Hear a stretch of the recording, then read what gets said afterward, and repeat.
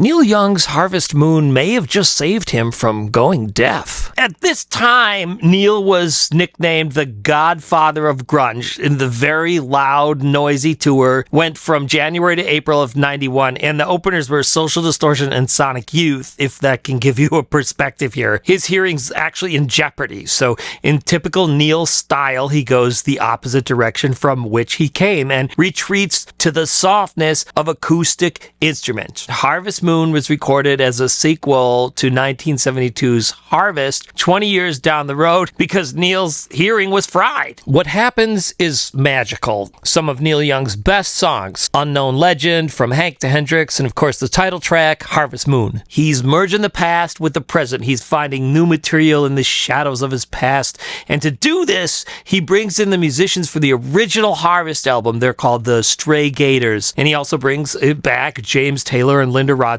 Another reason it makes sense for him to revisit Harvest with Harvest Moon is that Neil's body was giving him trouble around the time of Harvest. His back had slipped discs. So a majority of Harvest was recorded in a brace, as he was only allowed to stand for 4 hours a day. So now for Harvest Moon, Neil has this different brace, one of a hearing, a limit to volume and noise. Or he'll go the route of Beethoven. My favorite Harvest Moon track is Old King, because it's about a dog. When it comes to the OG Harvest, I gotta go with Man Needs a Maid. Harvest was recorded in a barn, and it opens with this great drum swing. When you hear Out on the Weekend, you're sold. This record never gets bad. And if you like that, you might like my music book. You know where to find it. What's your favorite Neil track? Put it in the comments.